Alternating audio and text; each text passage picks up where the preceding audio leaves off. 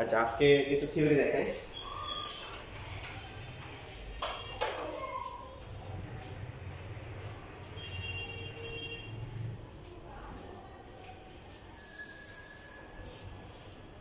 একটা স্প্রিং এর মধ্যে যে সহজ স্পন্দন সেটা আমরা প্রমাণ করি।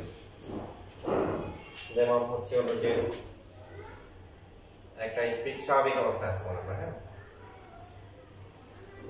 স্বাভাবিক অবস্থা। তো এখন স্প্রিং এর প্রান্তে আমরা কি করলাম, একটা ভর ঝুলাই দিলাম। স্বাভাবিকভাবে কি হবে, প্রসারিত হবে। ধরলাম যে এটা L পরিমাণ প্রসারিত হবে। এখানে স্প্রিং এর যে ভরটা আছে, এই স্প্রিং এর ভরটাকে, যে ভরটা ঝুলানো হয়েছে তার তুলনায় নগণ্য ধরা হচ্ছে কম স্প্রিং এর ভরটা। তো এটা হচ্ছে হলো যে ওজন কাজ করবে, ওজন হচ্ছে কি Mg। আমরা জানি যে স্প্রিংকে যখন বল প্রয়োগ করে আমরা প্রসারিত করবো, এই বলটা কি ধ্রুবক বল না পরিবর্তনশীল বল? ধ্রুবক বল। স্প্রিং যদি টান এখানে থাকে, বলটাকে একই বল থাকবে নাকি যত বেশি টানবো সরণের সাথে সাথে বলটা বাড়বে? হ্যাঁ, বলটা বাড়বে। তাহলে এটা পরিবর্তনশীল বল। কি বল? পরিবর্তনশীল বল। তো এই যে এখানে যে টানটা কাজ করবে উপরের দিকে, যে টানটা কাজ করবে টি, তো আমরা কি লিখতে পারি, এই টিটা কত হবে? টি হচ্ছে k ইনটু x, টি অথবা f যাই দেব না কেন, x না, এখানে x টা কত হবে? L। ঠিক আছে, একটা আমরা আগে বলছিলাম যে একটা স্প্রিংকে যখন আমরা প্রসারিত করি তখন যে বলটা কাজ করে, এই বলটা হচ্ছে কি kx। যত বেশি প্রসারিত করব তত বেশি ভিতরের দিকে একটা প্রত্যয়ী বল কাজ করবে এবং এই বলটা সরণের সাথে সমানুপাতিক হারে বাড়বে। আমরা যেমন একটা বাসে দেখাচ্ছি, নির্দিষ্ট করে দেখাচ্ছি, তাহলে এটা একটা ধ্রুবক বল। এবার এটা হচ্ছে অবস্থা। পরবর্তী অবস্থা হচ্ছে এখন এটাকে আমরা এই স্প্রিংটাকে এই যে ভর সহ এটাকে আমরা টান দিলাম, এই যে মানে বল প্রয়োগ করে টান দিলাম, ঠিক আছে, টেনে এই যে এখানে নিয়ে আসলাম। এই টানলাম কেন? এটাকে ধুতে দিব। আমরা ধুলি পাবো মানে এটাকে স্পন্দিত করে দিব, মানে চেক করবো যে এটা সহজ স্পন্দন কিনা, ঠিক আছে। তাহলে এটা ছিল একদম তার প্রাথমিক অবস্থা যখন কোনো ভর ছিল না। এটা একটু হচ্ছে হলো যে L, যেটা হচ্ছে হলো কি ভরটা ঝোলানোর পরে কতটুকু প্রসারিত হয়েছে, আর এক্সট্রা হচ্ছে আমরা তাকে কি করলাম, একটা বাহ্যিক আরেকটা বল দিয়ে কি করলাম, এটা ছেড়ে দিলাম, এবার সেই স্পন্দিত হয়ে থাকে, তাই না? তো এবারে কি বল কাজ করবে এখানে, যেটা আমরা একটা পর্যন্ত কাজ করতেছে এই যে এইদিকে, এটা হচ্ছে কি W Mg, এই বস্তু পর্যন্ত আছে এই জন্য। কিন্তু এখন বড় দেখি এই যে এখানে যে উপরের দিকে যে বলটা কাজ করবে, ঠিক আছে, এই বলটা কত? এটাকে ধরলাম এখন T1, কারণ এটা আগেরটা সমান থাকবে না। এই অবস্থায় যতটুকু টান কাজ করবে, যখন টেনে ছেড়ে আর টান দিব তখন কি প্রস্থ নির্ভরটা আরো বেশি কাজ করবে। এই বলটা কত হবে বলো?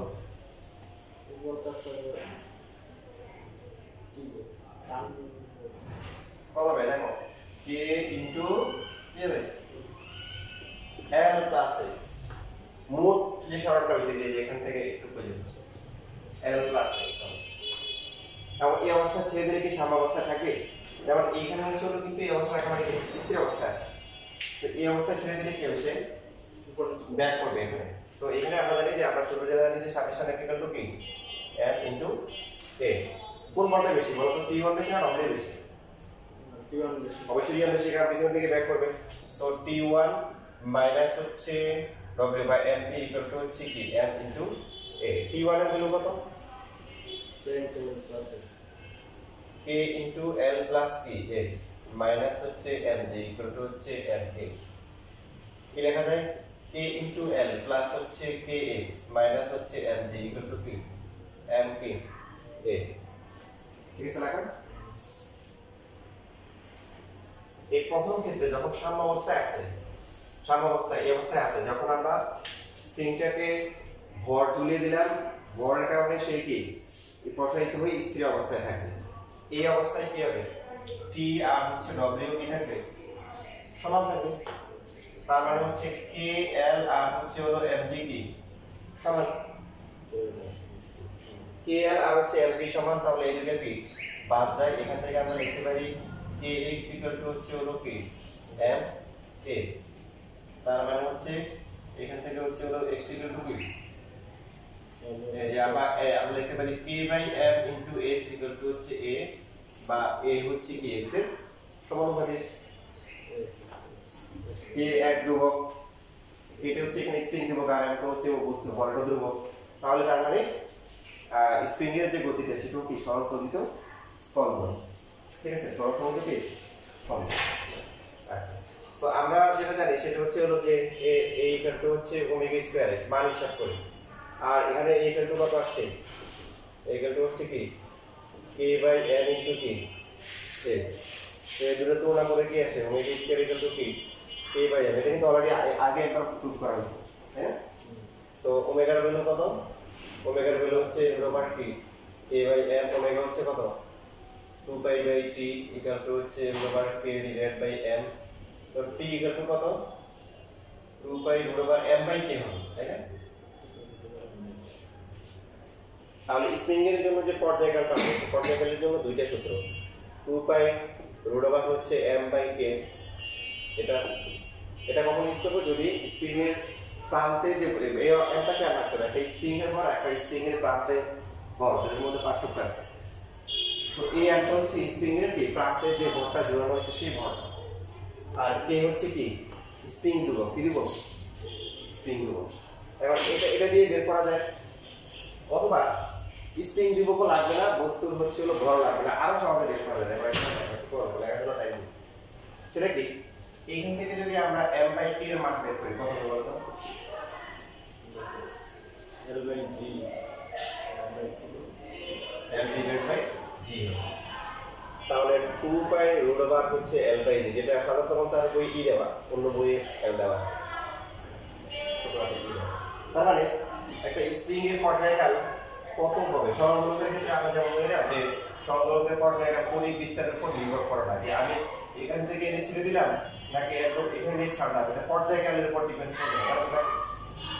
এখান থেকে ছাড়লে আস্তে আস্তে করে যাবে, একটু দূর থেকে ছাড়লে একটু দ্রুত যাবে, টাইমটা পর্যায়কাল চেঞ্জ থাকবে। কারণ পর্যায়কাল এটা হচ্ছে সেটা হচ্ছে t ইকুয়াল টু কি 2 পাই ওভার l বাই g। এটা নির্দিষ্ট স্থানে যে ধ্রুবক, তার মানে l এর উপর ডিপেন্ড করবে। আমার সূত্র করব আর ববের ব্যাসার্ধ যদি ফিক্স থাকে, এবার আমি কতটুকু বিস্তারে কৌণিক বিস্তারে দিয়ে ছেড়ে দিলাম এটার উপর পর্যায়কাল নির্ভর করবে না। অল্প একটু ছেড়ে দিলে আস্তে আস্তে যাবে, আর দূরে গিয়ে ছাড়লে কি হবে দ্রুত মুভ করবে, কিন্তু ঘুরে ঘুরে কি হবে পর্যায়কালটা কি থাকবে সমান থাকবে। এটাই বলতেছি। সেম ভাবে এই স্প্রিং এর জন্য আমরা কি বুঝতেছি, যে স্প্রিংটাকে আমরা টেনে দিয়ে ছেড়ে দিব, কতটুকু টানবো এটা ম্যাটার করবে না, যে ও যে বস্তুটা ঝুলানো হয়েছে তার উপর ডিপেন্ড করবে। যার ভর যত বেশি হবে তখন কি এটার সম্প্রসারণ তত কি বেশি হবে, মানে এই এলটার উপর ডিপেন্ড করবে। যে ভরটা ঝুলানো হয়েছে ওটা ভর যদি বেশি হবে যত বেশি হবে, নিচের দিকে ভর বেশি হবে বেশি ভর দিতে হবে। দেখো একটা তুমি কল্পনা করো, একটা স্প্রিংয়ের মাথায় হালকা জিনিস ঝুলেছে, দেখো টান দিয়েছে আসতে হবে, ভারী জিনিস ঝুলাও তাহলে কিন্তু কি হবে, তাহলে এইরকম এরকম হবে আস্তে আস্তে পর্যায়টা বেশি হবে বেশি হবে। আর হালকা হলে আপনি ছেড়ে দিলে দ্রুত কি করবে, দ্রুত মুভ করবে। কারণ ওই যে ভর যত বেশি হবে তত কি হবে এল তত কি হবে বেশি হবে। ঠিক আছে, তো এখান থেকে আমরা এটাও লিখতে পারি যে অনেক সময় কম্পাঙ্ক বের করতে বলে, কম্পাঙ্কটা আমাদের কত হবে 1 by 2 pi root over k by m হবে না, t এর উল্টা, বা 1 বাই 2 পাই কি লিখতে পারি যে g বাই l লিখতে পারি, তাই না? এটা মনে রাখলে হবে, বাকিটা নিজে বের করা যাবে কি আর আমি চাই এটা বের করে বুঝছি।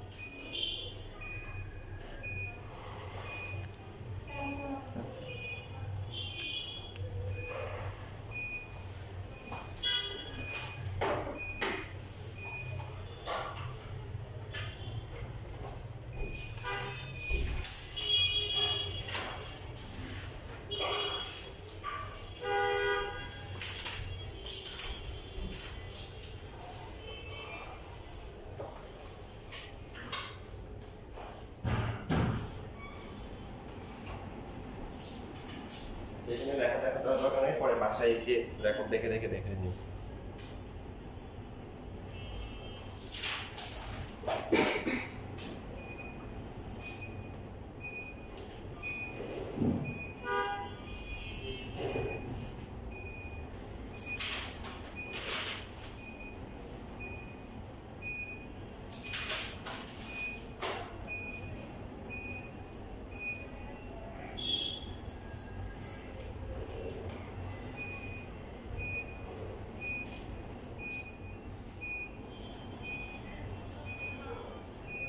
Next one.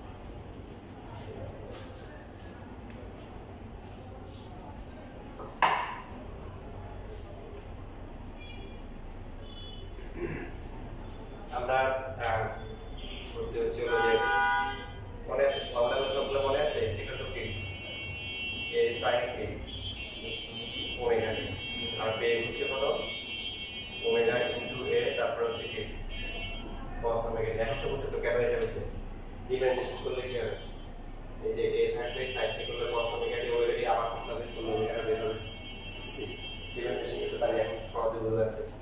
আর এটাকে ওই যে रूट করে নিয়ে গেলে কত হয় ওমেগা ইনটু কি রুট ওভার কি a স্কয়ার মাইনাস কি s স্কয়ার।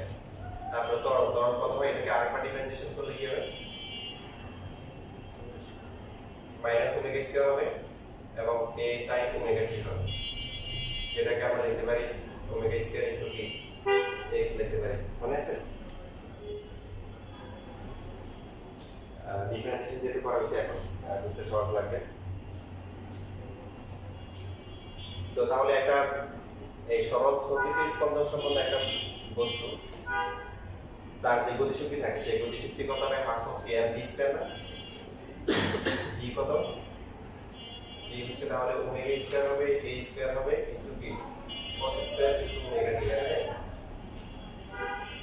এই ভি স্কয়ার করলাম m থাকলো half of m V square omega square a square cos square omega টি।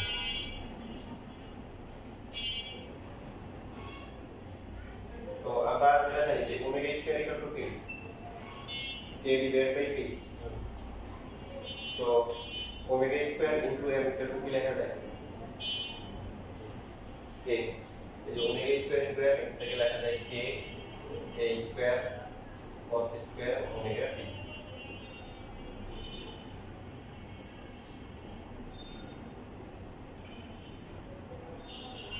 এখানে যে স্কয়ার আছে ওটা লাগবে না half of k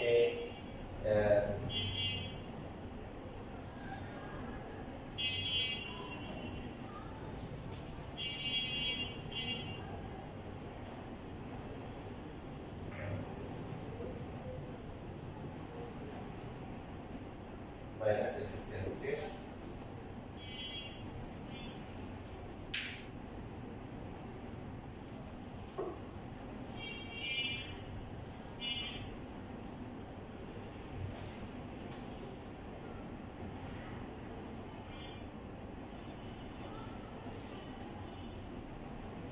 এটা স্যার শক্তি এটা হচ্ছে গতিশক্তি স্প্রিং হ্যাঁ এই না যে কোনো মানে স্প্রিং হতে পারে সরল দোলক হতে পারে যে কোনো যে সরল স্পন্দিত স্পন্দন স্পন্দিত হচ্ছে তার জন্য তার যে শক্তি গতিশক্তি হচ্ছে যে ফর্মুলা এটাও লেখা যায় এটাও লেখা যায় এটাও লেখা যায় এটাও লেখা যায় এই স্টেপ যে কোনো একটা ইউজ করা লাগতে পারে। তাহলে বিভব শক্তি কত হবে এখন বিভব শক্তিতে হচ্ছে হলো যে বিভব শক্তি হচ্ছে হলো কি কিভাবে বের করতে হবে যেহেতু সরল স্পন্দিত স্পন্দন বল তো ধ্রুবক না তাই না বল তো ধ্রুবক তাহলে ইন্টিগ্রেশন করতে হবে যে w ইকুয়াল টু হচ্ছে f ইনটু কি dx ইন্টিগ্রেশন করব 0 থেকে x পর্যন্ত সাম্যাবস্থান থেকে মনে করেন x দূরত্ব যাবে এইটুকু পর্যন্ত হচ্ছে কত রকম বিভব শক্তি তার মধ্যে সঞ্চিত হবে সেটা আমরা বের করব। f ইকুয়াল টু কত এটাকে আমরা ep লিখি আর কি ep মানে পটেনশিয়াল এনার্জি বিভব শক্তি f equal to কত kx into dx তো k হচ্ছে ধ্রুবক এটা বাইরে চলে আসলো x dx কে ইন্টিগ্রেশন করলে কত হয় মনে আছে ওই যে x to the power n into dx formula তো একটাই x to the power n plus 1 divided by k n plus 1 so x এর পাওয়ার এখানে কত আছে 1 তার মানে কি হবে x square divided by k 2 জোড়া তার আমাকে আমরা করে আসছি চ্যাপ্টারে তাহলে প্রথমে বসাবো কি x x বসালে কত হবে x স্কয়ার বাই 2 মাইনাস হচ্ছে কি 0 so half of k into x square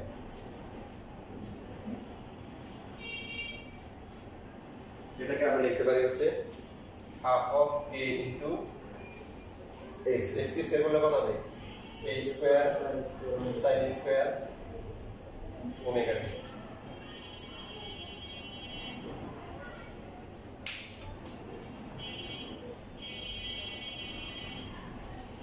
এখন টোটাল যে শক্তিটা হবে মোট শক্তি হচ্ছে মোট যে যান্ত্রিক শক্তি এটা হচ্ছে কি এদের যোগফলের সমষ্টি বিভব শক্তি আর হচ্ছে গতি শক্তির হচ্ছে সমষ্টি আমরা শর্ট ফরম্যাট ইউজ করতে পারি এটা হচ্ছে kx স্কয়ার আর গতি শক্তি কত half of k into a square minus x square half of k common নেওয়া যায় অথবা হচ্ছে এখানে গুণ করা যায় minus half of k x square কি হচ্ছে বলে half of kx স্কয়ার কাটাকাটি যায় কি আসছে half of kx স্কয়ার তার মানে কি দাঁড়ালো বলেন ওই যে যান্ত্রিক শক্তির নিত্যতা সূত্রকে পাওয়া যাচ্ছে এই গতিশক্তি যেটা আছে গতিশক্তি কিন্তু আপনার এই যে কতটুকু সরণ তার উপর ডিপেন্ড করবে তাই না x আছে সম্ভাবনা থেকে কতটুকু সরণ আছে স্পিন থেকে কতটুকু টান আছে কোন অবস্থা আছে এর উপর ডিপেন্ড করবে ইভেন বিভব শক্তি যে x এর উপর ডিপেন্ড করবে তো যে যে অবস্থা থাকুক না কেন তাদের মোট গতিশক্তি কিন্তু ধ্রুবক কারণ a ধ্রুবক m কি ধ্রুবক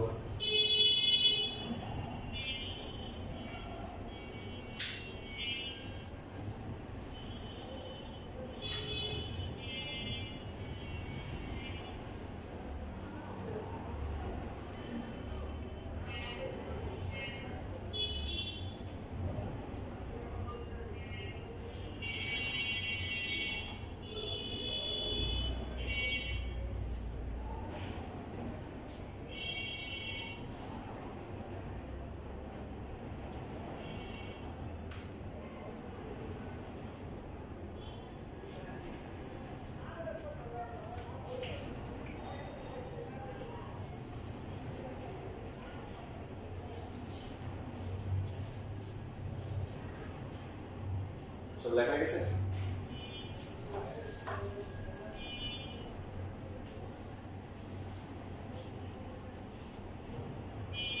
আচ্ছা তাহলে আমরা x এর সাপেক্ষে যদি শক্তির গ্রাফ আঁকি x এর সাপেক্ষে x টাকে আমরা প্লাস মাইনাস ধরব কারণ আমরা একটা সরল দূরত্ব দিয়ে তুলনা করতে পারি এই যে এখান থেকে একটু পর্যন্ত তো যে কোনো বিন্দুতে হচ্ছে হলো x বাট এই পয়েন্ট হচ্ছে x = কি a আর এখানে x = কি মাইনাস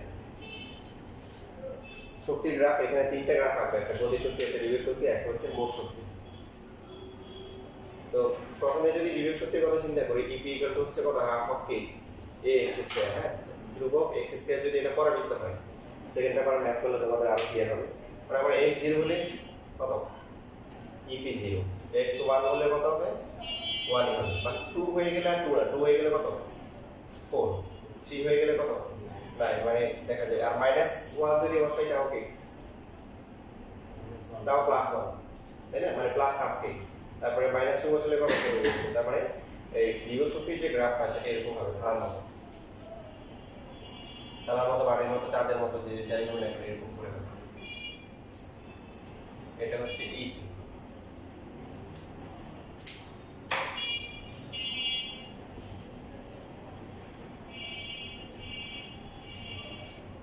আর এই যে গতিশক্তিটা কি হবে গতিশক্তি হচ্ছে কত half of k into a square minus x square মানে x যখন 0 তখন কত হবে half of k a square হবে তার মানে তখন হচ্ছে এই যে এটুকুর মান কত half of k a square তো এখন x এর মান যদি বাড়ে x এর মান যদি বাড়ে এই মানটা কমবে না বাড়বে? কমবে। কমবে। এই যে x এর মান যেটা কমবে আরো কমবে করে করবে। আমরা যে এখানে নিব এই ep যেটা আছে ep কেও খেয়াল করি। এখানে x এর বিভিন্ন মান বসাতে যদি এরকম হয় যে এটা x হচ্ছে a, আমরা তো সর্বোচ্চ a পর্যন্ত যেতে পারি, তাহলে তখন হচ্ছে বিভব শক্তির মান কত? হাফ অফ কি কি a স্কয়ার না? তার মানে এটা কিন্তু সেম লেভেলে থাকে এই গ্রাফটা, এটা গ্রাফ মানে এটা কিন্তু সেম থাকে। এটা একটু উঠে দিই, এটা সেম, এটাও হাফ অফ কি a স্কয়ার। ইভেন যখন x এর ভ্যালু মাইনাস a হবে তখনও কি বিভব শক্তি কি হবে?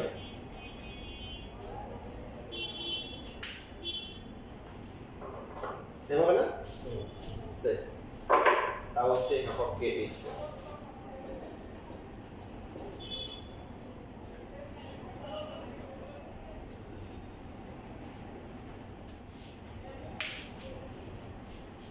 এবার গতিশক্তির যে গ্রাফটা আছে সেখানে আমরা যদি যখন x = 0 মানে এখানে তখন কত? এই যে এই পয়েন্ট। তারপরে যখন হচ্ছে আস্তে আস্তে x এর মান বাড়বে, এটা আস্তে আস্তে কি কমবে কমতে করে দেখেন যখন x = a হবে তখন কত হবে? 0 হবে। এইভাবে কমতে এই যে এখানে আসবে। আবার সেমভাবে এই মাইনাসের দিক দিয়েও বসলে তো সমস্যা নেই, কারণ স্কয়ার করলে এটা প্লাসই হবে। কমতে এই যে মাইনাস এ তো কি আসবে? x এর মান মাইনাসে বসলেও প্লাস a স্কয়ার 0ই আসবে। বুঝছেন? এটা হচ্ছে কি গ্রাফ? এটা হচ্ছে গতিশক্তির গ্রাফ। e কে ইকুয়াল টু হচ্ছে half of a into a square minus x square graph.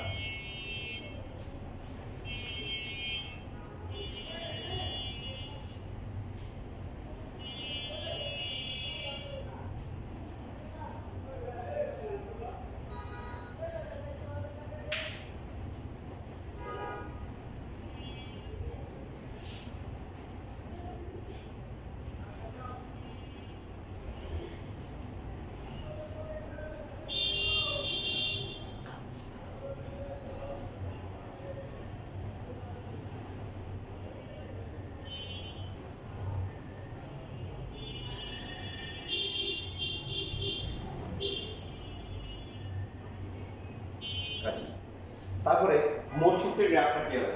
এই যে মোট শক্তির ধ্রুবক, তো এটাকে যদি আমরা যেটাকে আমরা আঁকি সেটা হচ্ছে হলো কি, সেটা হচ্ছে y অক্ষ। y ইকুয়াল হচ্ছে কি v, এটা কি সমীকরণ? এটা হচ্ছে x অক্ষের সমান্তরাল রেখা। তার এখানে বল আছে যে এর গতিশক্তি বিভব শক্তি যাই হোক মোট শক্তি কি থাকবে? সেম থাকবে। এইটা হচ্ছে এই যে রেখাটা আছে এটা হচ্ছে ইটি মোট শক্তির গ্রাফ। দেখুন এবার একটা বাস্তব একটু দেখেন, মানে ব্যাপারটা হচ্ছে এরকম, তাহলে এখানে যে কোনো একটা বিন্দু নিলাম, তো এই পয়েন্টে আমাদের বিভব শক্তি হচ্ছে কত? এখান থেকে এটুক না? হ্যাঁ, আর গতিশক্তি কত? এখান থেকে এটুক। এই যে গ্রাফ যেহেতু এখানে, তাহলে এটুক আর এটুক কি সমান হয়ে যাবে? সমান হয়ে হচ্ছে হাফ অফ কে স্কয়ার। সেইভাবে যদি আমরা এই পয়েন্টে আসি, এখানে আমাদের হচ্ছে হলো কি বিভব শক্তি কতটুকু? বিভব শক্তি হচ্ছে যে এইটুক, এই যে এখান থেকে এটুক নিলাম, আর গতিশক্তি কতটুকু? গতিশক্তি হচ্ছে এখান থেকে এটুক। তো এটুক আর এটুক কি হবে?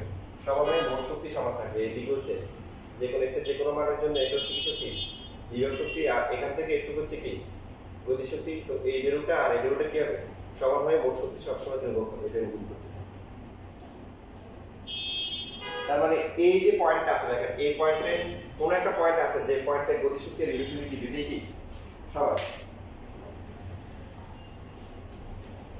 আচ্ছা, এই গ্রাফ আঁকা লাগলে একটু কমপ্লিট করে নেন।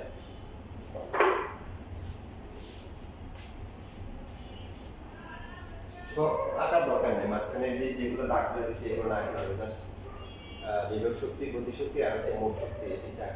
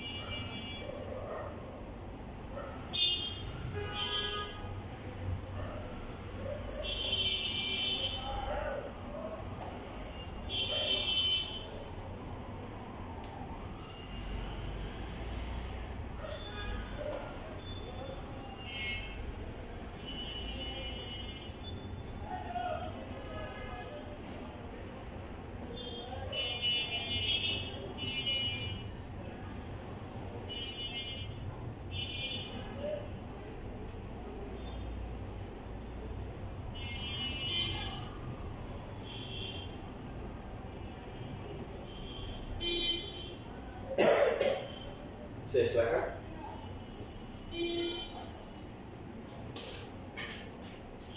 আমার সাথে প্রশ্ন আসে যে সাম্যাবস্থা থেকে কতটুকু দূরত্বে বিভব শক্তি আর গতি শক্তি কি সমান হবে, অথবা প্রশ্ন দেয় যে গাড়িটিকে ব্যাখ্যা করো যে কোন এক দূরত্বে গিয়ে কি হবে বিভব শক্তি আর গতি শক্তি কি সমান হবে। বিভব শক্তি হচ্ছে কত, হাফ অফ কে ইনটু কি এক্স স্কয়ার, তারপর হচ্ছে গতি শক্তি কত, হাফ অফ কে ইনটু কি, সো হাফ অফ কে বাদ যায়, এক্স স্কয়ার ইকুয়াল টু কত a square minus x square, 2x square equal to a square, so root 2x equal to a, x এর value কত, a divided by হচ্ছে root, তো 1 by root এর মান কত, 0.707 a, বুঝছেন?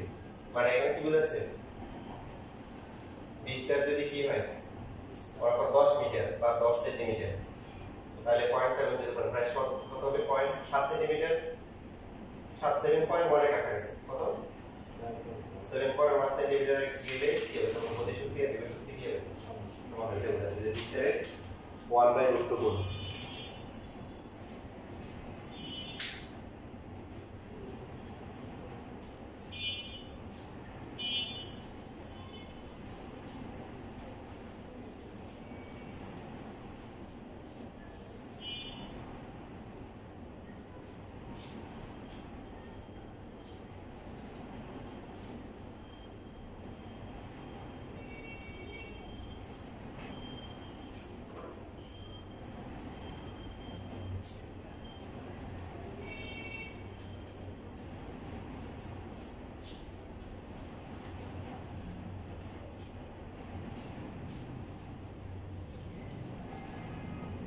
আচ্ছা, সাইনের গ্রাফটি কখনো দেখানো হয়েছিল, সাইন cos,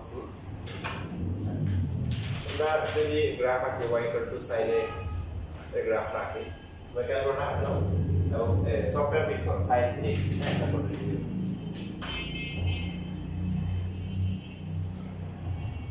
সাইনের ম্যাক্সিমাম ভ্যালু কত আসে 1 আর মিনিমাম হচ্ছে হলো -1, সো আমরা এই যে এরকম y অক্ষ বরাবর স্কেলটা বড় করে নিব, sin 0 গুলো কত আসে 30 ডিগ্রিতে কত আসে, এটা ভাগ করলাম আমরা 30 বাই পাই বাই কত 6, তারপরে হচ্ছে হলো 60 এ কত পাই বাই কি 3, 90 তে কত পাই বাই 120 লিখতে পারি, অথবা লিখতে পারি 2 পাই বাই 3, এক এর পর হচ্ছে 120 এর পর কত 150 কত হয় পাই বাই 2 পাই বাই 3, তারপর হচ্ছে হলো কি কত আসে 180 মানে কি, তারপরে কত হবে আরো 30 যোগ করলে কত আসবে 5 প্লাস 5/3, এটা কি ঠিক আছে, 4/3 এটা বলেছে এটা 5/6, এটা হচ্ছে 4/3, তারপর এটা আর 5/3 যোগ করলে 5/6, 4/3 প্লাস হচ্ছে, আচ্ছা আমরা কত বোঝার জন্য ডিগ্রি দিয়ে করি, তাহলে হচ্ছে আমরা তাহলে পরে আমরা পাইতে পারবো 30 60 90 120 150 তারপরে 180 210 240 270 তারপরে 300 330 তারপরে হচ্ছে 360, এদিকে মাইনাসের দিকে আমরা এভাবে নিতে পারি।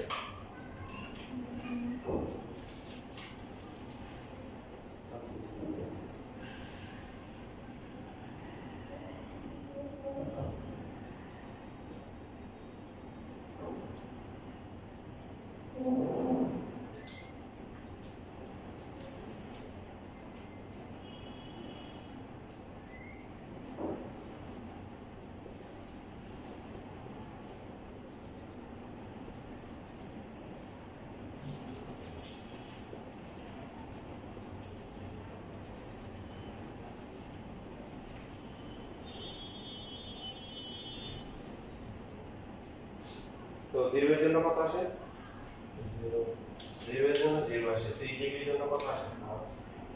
3 এর জন্য হাফ, মানে যে এই মাঝামাঝি একটা গেল 0.5। 60 এর জন্য কত? 3/2 মানে পয়েন্ট দেখুন যে 866, এটা 0.5 বলে এটা মানে এই যে এখানে 90 থেকে কত? 90 থেকে 1, ঠিক আছে? 90 থেকে কত আসছে? 1 আসে। এবার 120 এ কত আসে? 3/2 মানে এই মানটা সব সব 150 এ কত? 180 তে কত? 0। তাহলে একটু যদি আমরা আঁকি, আমরা এই যে উপরে যে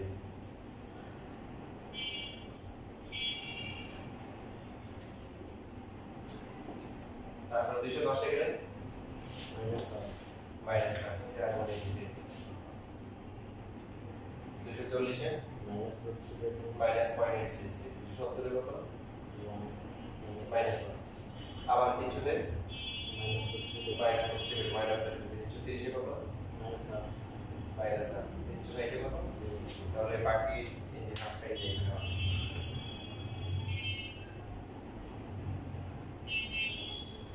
এবং 300 যদি 90 যদি নিই কত আসে?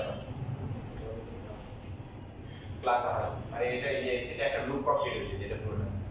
এরপর আবার হচ্ছে 300, এরপর থেকে আবার কি সেম ভাবে এই যে মাইনাস 30 বছরের কত আসে? মাইনাস 30 বছরে দেখেন মাইনাস 1 আসে। মাইনাস 60 বছরে কত? মাইনাস 0.866। মাইনাস 90 বছরে মাইনাস 1 আসে। মাইনাস 120 বছরে মাইনাস 40, মাইনাস 150 বছরে মাইনাস হাফ, মাইনাস 180 কত? 0। সো এই পার্টটা এই যে এটা যাচ্ছিল যে এরকম করে এই যে বাট মাইনাস 210 বছরে কত হবে?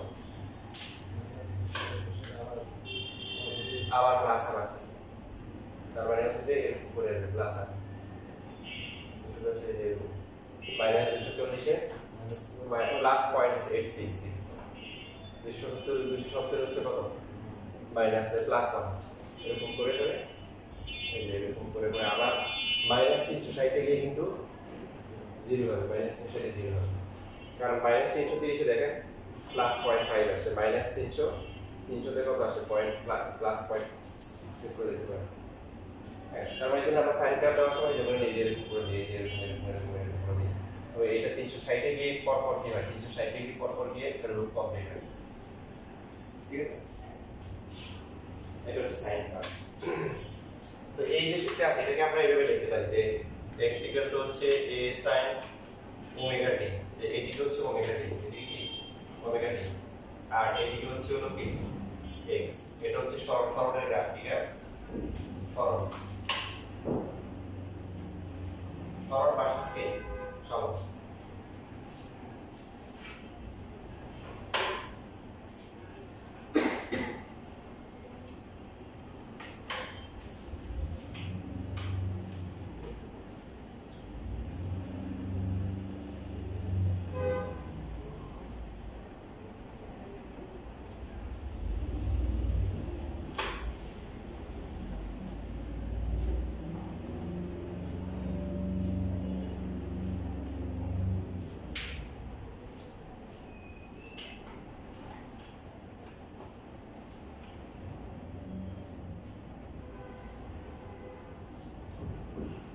আচ্ছা, মোটামুটি করে পরে রাখতে চাইলে বাসায় গিয়ে আবার সম্পর্ক করে দেখে দেখে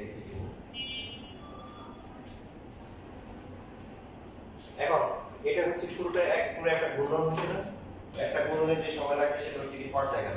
তাহলে এখানে যদি শুধু টাইম রিলেশন এদিকে এটা তো আসলে ওমেগা টি কিন্তু কোণ, তাই না? আমরা আগে বলছি যে ওমেগা ইকুয়াল টু হচ্ছে কি ওই যে কোণিক রেট হচ্ছে কোণিক সমান ডিভাইড বাই টাইম, তার মানে থিটা ইকুয়াল টু কি ওমেগা। তার মানে আমাদের যে এই দিকে হচ্ছে হলো কি এটা হচ্ছে হলো থিটা, এটাকে দশা বলে আর কি, দশা বা দশা কোণ।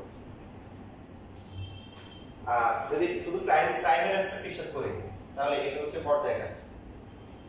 তাহলে একটু কত হবে? এটা হবে টি বাই কত? এটা টি বাই 2, এটা কত হবে? টি বাই কত? 4, আর এখানে কত হবে তাহলে? এটা হবে এই সময়টা হবে 3t ডিভাইড বাই 4। মোট সময় পর্যায়কালে 4/3 ভাগ। এবং ম্যাথমেটিক্যালি কিন্তু এর একটা অস্তিত্ব আছে, দেখেন আমরা জানি যে ওমেগা ইকুয়াল টু হচ্ছে 2π/p t, তাই তো? ওমেগা ইকুয়াল টু কত? এখন আমরা যে এইদিকে হচ্ছে হলো যে ওমেগা টি নিচ্ছিলাম, omega into T equal to হচ্ছে হলো কি থিটা, কত? থিটা। t equal to কত থিটা ডিভাইড বাই কত ওমেগা আবার থিটার ভ্যালু কত থিটা ইনটু ওমেগা হচ্ছে 2 পাই বাই t তার মানে t ডিভাইড বাই কত 2 পাই নাম্বার বলি দেখেন সময়ের সাথে মানে চমৎকার সম্পর্ক আছে আমরা তো প্রথমে হচ্ছে পুরো কোনটা দিয়ে হিসাব করলাম এই যে এখানে কত লিখি 90 ডিগ্রি না 90 মানে কি পাই বাই 2 না pi by 2 into t by 2 pi কত আসে t বাই 2 এখানে হচ্ছে হলো কত আমরা থিটা ধরে নিছি কত এখানে কোণ এই যে এটা হচ্ছে প্রথমে কোণের গ্রাফ আঁকছি ওমেগা টি কোণটা দিয়ে ভালো করে খেয়াল করুন এটা হচ্ছে ওমেগা টি কোণটা ওমেগা টি ধরে নিছি ওমেগা টি মানে কি থিটা আচ্ছা নাম বলে বলি বুঝছো তাহলে এই থিটা যখন এই পয়েন্টে আমরা হিসাব করব এই পয়েন্টে থিটা কত 90 ডিগ্রি মানে কত ডিগ্রিতে রাখা যাবে না আমরা জানি করে রাখা হচ্ছে radian so pi by 2 pi by কাটা যাবে t বাই কত 4 এখানে কত হবে এখানে যদি বসাই কত আসে এখানে থিটা হচ্ছে কত 180 180 মানে কি পাই তাহলে কত হবে t বাই 2 এখানে 270 মানে কি 3 পাই বাই 2 ইনটু হচ্ছে t বাই কত 2 পাই পাই পাই কাটা 3 বাই কত 3t বাই 4 আর সর্বশেষ 360 ডিগ্রি মানে হচ্ছে কত 2 বাই 2 বাই 2 বাই কাটা থাকে t পুরো কোণ জায়গাটা আসে বুঝছেন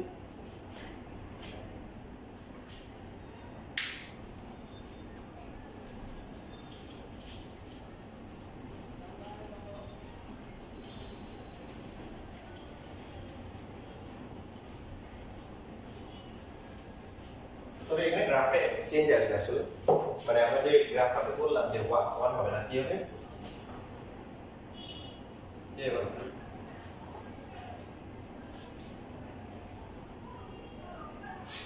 এটা হবে হচ্ছে হলো a হবে কি হবে কারণ x হচ্ছে কি a sin ওমেগা t এই sin এর ম্যাক্সিমাম ভ্যালু হচ্ছে 1 তাহলে 1 দিয়ে গুণ করলে কত এটা a হবে না এটা মাইনাস a হবে না বুঝছেন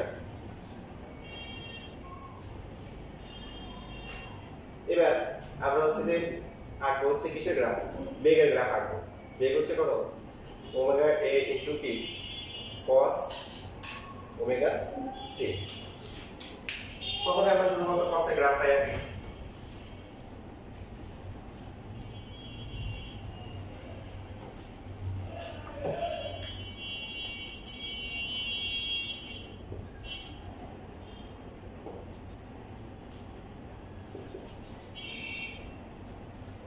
আগের মতো সফটওয়্যারটা শুধু cos এর গ্রাফটা আঁকা তাহলে হচ্ছে এদিকে cos x ঠিক আছে এদিকে হচ্ছে ওমেগা t তো cos 0 তে কত হয় 1 এখানে যদি এটা 1 ধরি এখানে যদি আমরা -1 ধরি তো 1 cos 0 তে 1 তারপর হচ্ছে 3 ডিগ্রিতে কত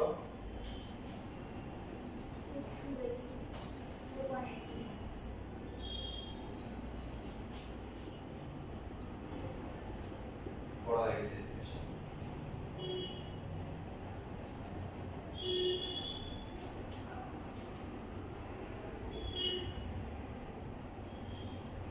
আচ্ছা এদিকে যদি 1 2 3 4 5 6 এরকম করে নিয়ে আমরা ঠিক আছে 30 এ কত 0.866 তো পয়েন্ট পেয়ে এরকম 60 তে কত 60 তে 0.9 আর 90 ডিগ্রি 1 120 এ কত 120 এ দেখেন মাইনাস হাফ আসে 45 মাইনাস মাইনাস 150 এ কত মাইনাস 0.866 180 তে কত মাইনাস 1 মানে সবচেয়ে কম টাকা আর 210 কত হয় দেখেন মাইনাস 0.866 হবে 240 এ কত মাইনাস 300 তে কত আসে 240 এর পর 270 হবে 270 তারপর হচ্ছে 370 এ কত তার মানে এই যে গ্রাফটা এই যে এরকম করে হবে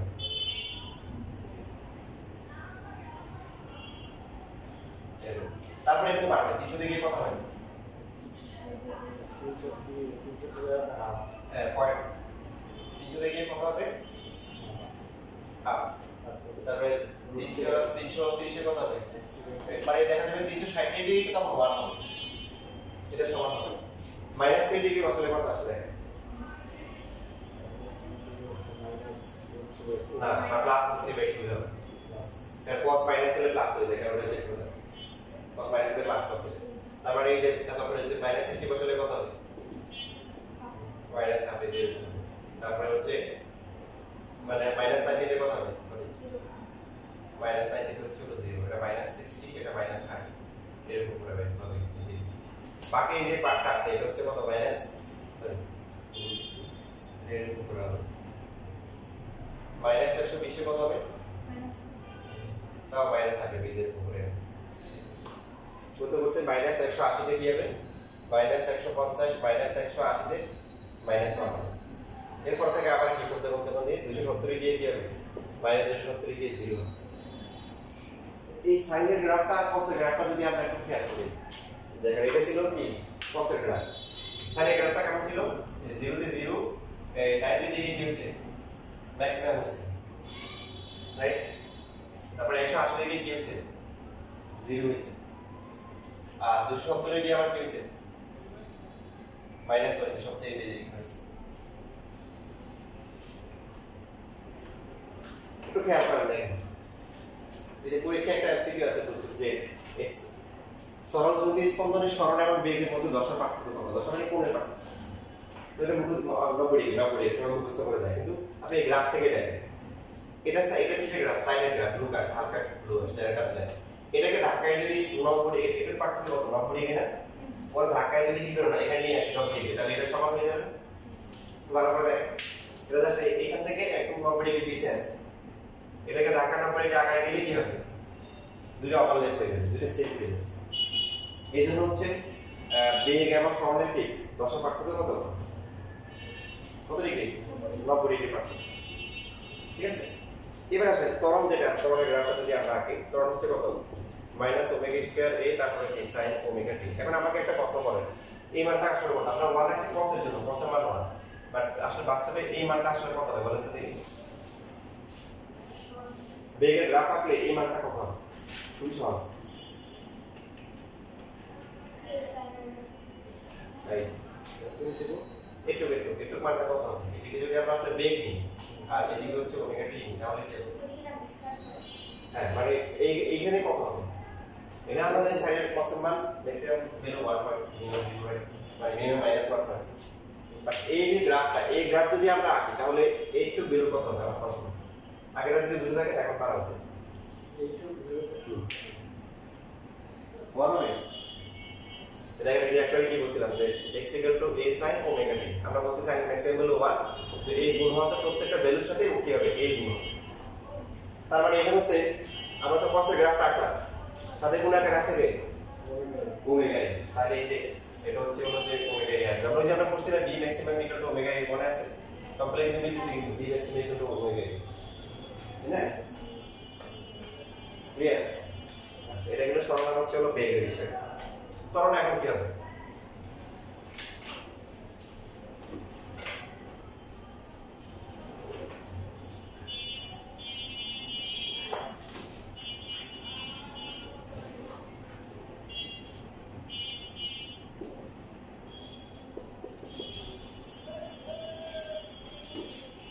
ত্বরণ এই দেখেন ত্বরণটা হচ্ছে ওমেগা স্কয়ার a কে যদি আমরা নিয়ে আসি এটা ধ্রুবক মাইনাস sin ওমেগা t তার মানে আমাদের একটু গ্রাফ আঁকতে হবে মাইনাস তো 0 বসলে 0 30 ডিগ্রি দিলে কত হবে বলেন sin 30 হচ্ছে প্লাস আর কিন্তু এখন হয়ে যাবে কি এটা প্লাস আর হবে মাইনাস আর হবে বুঝছেন এই যে মাইনাস এর সামনে আর 60 ডিগ্রি দেওয়ার কথা 0.866 এটা মাইনাস চলে আসবে 90 ডিগ্রি দেওয়ার কথা কি প্লাস 1 হয়ে যাবে কি মাইনাস 1 তারপর হচ্ছে 120 এ কত হবে তখন আবার এই যে এখানে আসবে 120 এখানে আসবে 150 এ মাইনাস হাফ যেটা প্লাস হাফ 180 তে 180 থেকে 0 তারপরে এই যে গ্রাফটা এই যে উপরে আসছে বাট 180 পর যদি আমরা 210 এ দিই 210 দিলে কত হবে মাইনাস হওয়ার কথা এখন হয়ে যাবে কি প্লাস 240 হবে কি 0.866 270 এ গিয়ে কত হবে হওয়ার কথা মাইনাস 1 হয়ে যাবে কি প্লাস 1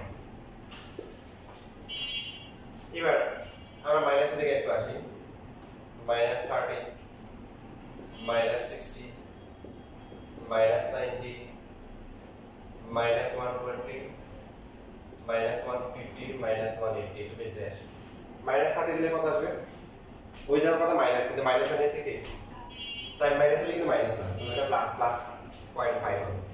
60 তে হচ্ছে কত 0.8, 90 তে হচ্ছে কত কত এই যে 1। তার মানে এই যে গ্রাফটা তখন এরকম হবে। আবার 120 ডিগ্রি দিলে কিন্তু কত আসবে 0.866, 150 হচ্ছে 0.5, এটাতে 0, এই যে এরকম করে আসছে।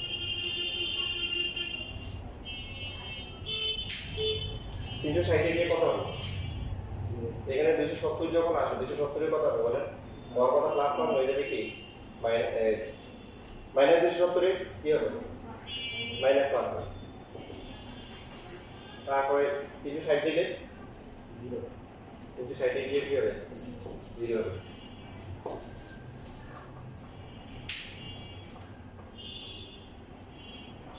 ঠিক আছে, এবার দেখেন সাইনের গ্রাফটা কি ছিল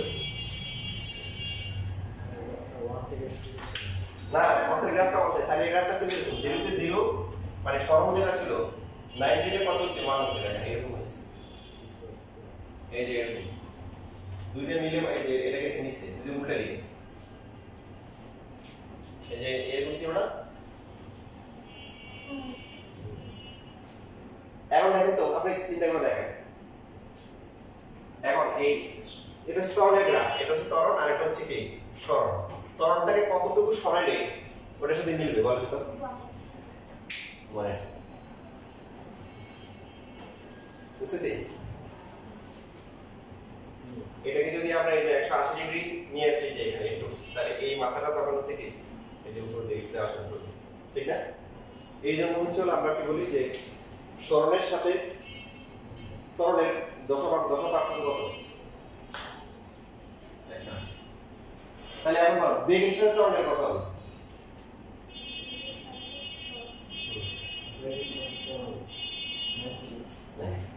কত হবে? বেগটা কত ছিল, কেমন ছিল? এখান থেকে শুরু হয়েছে, ঠিক আছে? এই যে 90 দিয়ে কি ছিল 0 ছিল 0, আবার এখানে 90 দিয়ে কি 0। তো এটাকে কতটুকু ধাক্কাইলে এখানে আসবে, দেখেন 90 ডিগ্রি ধাক্কাইলে কিন্তু এটা সমান। তাহলে সরণ থেকে বেগ কত ডিগ্রি 90 ডিগ্রি, বেগ থেকে ত্বরণ কত 90 ডিগ্রি, সরণ থেকে ত্বরণ কত 180 ডিগ্রি, 10 এর পার্থক্য। ব্যাপারটাকে আমরা এইভাবে বলতে পারি যে সরণ যেটা আছে এটা হচ্ছে কি sin থিটা। তো এখন এখানে যদি হচ্ছে হলো আমরা এটাকে যদি হচ্ছে হলো কি করি 90 প্লাস থিটা করি, কি হয়ে যাবে কত হবে cos থিটা হবে। তাহলে এটা বেগ হয়ে যাচ্ছে, বেগের ফাংশন। তাহলে এই যে কোণের পার্থক্য কত, এই দুটো 90 ডিগ্রি। আর যদি সাইনের সাথে যদি 180 যোগ করি তখন কি আসে মাইনাস sin থিটা আসে না? আর মাইনাস sin থিটা কার ফাংশন? ত্বরণের ফাংশন। বুঝতেছিস সব? মাইনাস sin এই যে মাইনাস sin এর বের করো, তাহলে এই সরণের সাথে ত্বরণ হচ্ছে 180 ডিগ্রি, বেগের সাথে ত্বরণ হচ্ছে কি মানে পাশাপাশি সরণ, তারপরে বেগ, তারপরে ত্বরণ, বুঝলাম ক্লিয়ার সব বেসিক।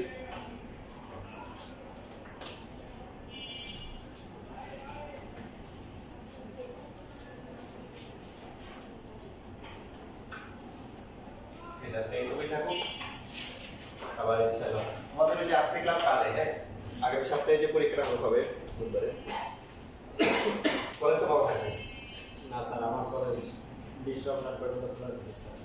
ওকে, কয়টা থেকে কয়টা ক্লাস? হ্যাঁ, ক্লাস কয়টা থেকে কয়টা? এটা করে নেন, তবে সম্ভব 8টা থেকে 11টা হবে।